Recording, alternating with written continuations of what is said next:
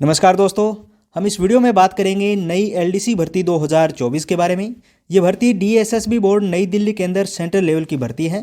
तो इस वीडियो में इस भर्ती से जुड़ी हुई संपूर्ण जानकारी पर हम चर्चा करेंगे, जैसे कि इस भर्ती में कुल पदों की संख्या कितनी है, इसमें योग्यता क्या रखी गई है, आयु सीमा क्या है, इसके अलावा इस भर्ती के फॉर्म कब से अप्लाई होना शुरू हो जाएंगे, और अंत में इस भर्ती परीक्षा के एग्जाम पैटर्न पर भी हम चर्चा करेंगे। इसके अलावा दोस्तों मैं आपको बता दूं कि हम इस चैनल पर केंद्र सरकार की जितनी भी सरकारी भर्तियां आती हैं या राजस्थान सरकार की जो भी भर्तियां आती हैं उनके बारे में वीडियो बनाकर आपको अवगत करवाते रहते हैं। इसके अलावा Rajasthan GK, current GK, India GK के वीडियो हमारे इस चैनल पर समय समय पर आते रहते हैं। अगर आपने अभी तक हमारे चैनल को सब्सक्राइब नहीं किया है तो प्लीज़ चैनल को सब्सक्राइब कर लेना। तो चलिए देखते हैं इस भर्ती के बारे में। यहाँ पर इसका ऑफिशियल नोटिफिकेशन आया है जो आप देख सकते हो। यहाँ पर फॉर्म डेट की बारे में बताया गया है। इसके अलावा ये नोटिफिकेशन 22 दिसंबर 2023 को आया था। तो आगे देखते हैं, यहाँ पर बताया गया है DSSB LDC steno junior assistant requirement 2024 Delhi अधीनस्थ सेवा चयन बोर्ड में 12वीं पास के लिए 2354 पदों पर निकाली गई भर्ती है। यानी कि इसमें कुल पदों की संख्या 2354 है। दिल्ली अधीनस्थ सेवा चयन बोर्ड द्वारा एलडीसी स्टेनो जूनियर असिस्टेंट सहित विभिन्न पदों पर भर्ती का नोटिफिकेशन जारी कर दिया गया है।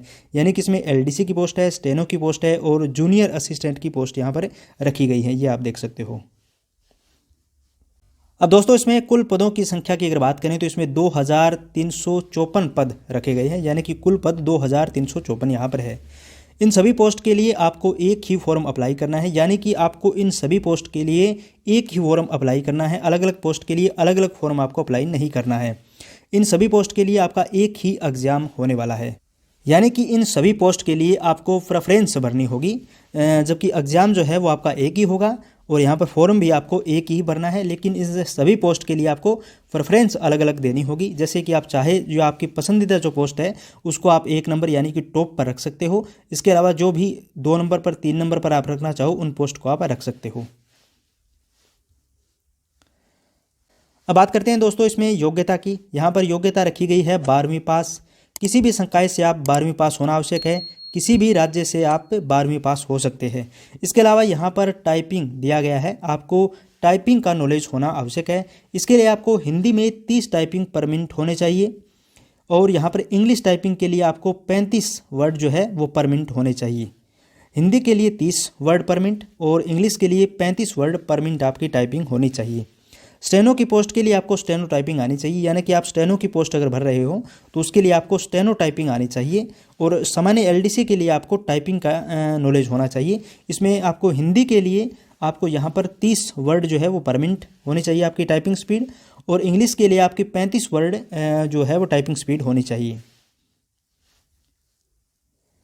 इसके अलावा दोस्तों यहाँ पर इसके आयु सीमा के बारे में बताया गया है। तो न्यूनतम आयु जो है वो 18 वर्ष है। यानी कि आपकी न्यूनतम आयु 18 वर्ष होनी चाहिए। यहाँ पर अधिकतम आयु 27 वर्ष रखी गई है। यानी कि आपकी अधिकतम आयु 27 वर्ष होनी चाहिए। आयु की गणना 7 फरवरी 2024 से की जाएगी। यानी कि 7 फरवरी 2024 को आपकी आयु जो है वो 18 वर्ष हो जानी चाहिए।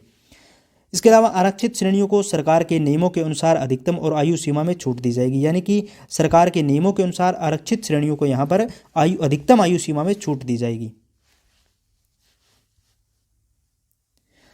अब यहाँ पर देखते हैं दोस्तों इसके फॉर्म अप्लाई कब से शुरू होंगे। यानी कि इसके फॉर्म जो है वो ओपनिंग डेट है 9 जनवरी 2024। यानी कि 9 जनवरी से इसके फॉर्म अप्लाई होना शुरू हो जाएगी। यह बात को ध्यान रखना है।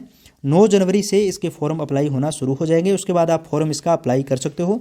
जितना जल्दी हो सके आप अपना फॉर्म इसमें अप्लाई कर देना। इसके बाद यहाँ पर क्लोजिंग डेट यानी कि फॉर्म जो है वो अंतिम दिन जो है वो उसका है 7 फरवरी 2024। यानी कि 7 फरवरी के बाद आप इसका फॉर्म अप्लाई नहीं कर सकते, वो भी 11 बजे तक। तो यहाँ पर आपको इन 2 डेट को ध्यान में रखना है। 9 जनवरी से इसके फॉर्म शुरू होंगे और वहीं 7 फरवरी 2024 को इसके फॉर्म जो है वो अंतिम डेट है। यानी कि आपके पास 1 महीने का समय है। आपको इसी 1 महीने में अपना फॉर्म अप्लाई कर लेना है। तो इस डेट को आपको ध्यान में रखना है, भूल मत जाना। इसके बाद यहाँ पर हम बात कर लेते हैं इसकी फ़ीस की। यानी कि इसमें फ़ीस क्या रखी गई है। यहाँ पर कैटेगरी दी गई है और एक साइड में यहाँ पर फीस दी गई है।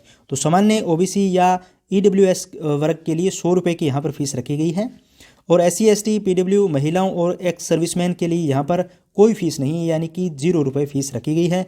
भुगतान का प्रकार है जो ऑनलाइन आपको भुगतान करना है। तो फीस तो इसमें नाम मात्र की है। 100 रुपये की फीस रखी गई है सामान्य ओबीसी और ईडब्ल्यूएस वर्ग के लिए, और वहीं एससी एसटी के लिए और महिलाओं के लिए कोई भी यहाँ पर शुल्क नहीं रखा गया है। 0 शुल्क पर आप इसमें फॉर्म जो है वो अप्लाई कर सकते हो। तो यहाँ पर फीस तो बिल्कुल भी नहीं है। अब दोस्तों बात करते हैं इसके एग्जाम पैटर्न की, यानी कि इसमें एग्जाम पैटर्न क्या होने वाला है। तो यहाँ पर देखो इसमें क्या होगा, आपको 2 घंटे का समय दिया जाएगा। 2 घंटे का आपका जो है वो रिटर्न एग्जाम होगा, यानी कि आपका पेपर 2 घंटे का होगा। नेगेटिव मार्किंग यहाँ पर दी गई है 0.25, यानी कि 1/4 आपकी नेगेटिव मार्किंग यहाँ होने वाली है, जो सभी एग्जाम में होती है। इसके अलावा दोस्तों यहाँ पर आपको कुल जो प्रश्नों की संख्या है वो 200 प्रश्न होंगे और 200 ही नंबर होंगे, यानी कि एक प्रश्न 1 नंबर का यहाँ पर होने वाला है। अब डिटेल से देखते हैं। यहाँ पर देखो क्या है, यहाँ पर आपके जनरल अवेयरनेस ये 35 क्वेश्चन आपसे पूछे जाएंगे जनरल अवेयरनेस के, और 35 ही नंबर के ये होने वाले हैं। इसके अलावा मेंटल एबिलिटी और रीजनिंग, यहाँ पर 35 सवाल आपसे मेंटल एबिलिटी रीजनिंग के पूछे जाएंगे, 35 ही नंबर के होने वाले हैं। और नंबरिक एबिलिटी और डाटा इंटरप्रिटेशन के आपको 35 सवाल पूछे जाएंगे, 35 ही नंबर के होंगे। और टेस्ट ऑफ हिंदी लैंग्वेज, यानी कि हिंदी का नॉलेज आपको होना चाहिए, तो हिंदी भाषा की जो है वो 35 प्रश्न आपसे पूछे जाएंगे, 35 ही नंबर के ये होने वाले हैं। इसके अलावा इंग्लिश लैंग्वेज का भी आपको नॉलेज होना चाहिए, इसके लिए आपको इंग्लिश के 35 प्रश्न पूछे जाएंगे और ये 35 ही नंबर के यहाँ पर होने वाले हैं। इसके अलावा यहाँ पर जो है वो कंप्यूटर और इंटरनेट और सोशल मीडिया का नॉलेज भी आपको होना चाहिए, इसके आपसे 25 प्रश्न पूछे जाएंगे, 25 नंबर के ये होने वाले हैं। तो इस प्रकार इसमें आपसे कुल 200 प्रश्न होंगे और 200 ही नंबर के होंगे। यहाँ पर 1/4 नेगेटिव मार्किंग दी गई है और 2 घंटे का आपसे यहाँ पर आपको समय दिया जाएगा इस पेपर में। तो आपको इस बात को ध्यान रखना है। इसका एग्जाम पैटर्न आपको अच्छे से समझ लेना है, इसका स्क्रीनशॉट ले लेना। अब दोस्तों यहाँ पर देखते हैं इसके लिए आवश्यक दस्तावेज क्या होने चाहिए आपके पास। तो यहाँ पर आपके पास 10वीं की मार्कशीट होनी चाहिए, 12वीं क्लास की मार्कशीट आपके पास होनी चाहिए, अभ्यर्थी का फोटो और सिग्नेचर आपके पास होना चाहिए, जाति प्रमाण पत्र, अभ्यर्थी का मोबाइल नंबर और ईमेल आईडी आपके पास होनी चाहिए, आधार कार्ड आपके पास होना चाहिए, अन्य दस्तावेज जिसका अभ्यर्थी लाभ चाहता है, यानी कि आपके पास अन्य कोई डॉक्यूमेंट है जिसका आपको इस भर्ती परीक्षा में लाभ मिल सकता है, तो वो डॉक्यूमेंट आप इसके साथ मेंशन कर सकते हो। तो यहाँ पर इतने डॉक्यूमेंट हैं, इनको लेकर आप ई मित्रा पर जाकर इसका फॉर्म अप्लाई कर सकते हो।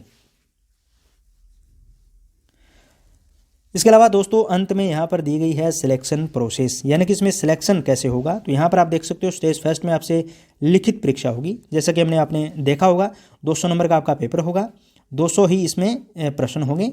तो आपका पहले होगा लिखित परीक्षा।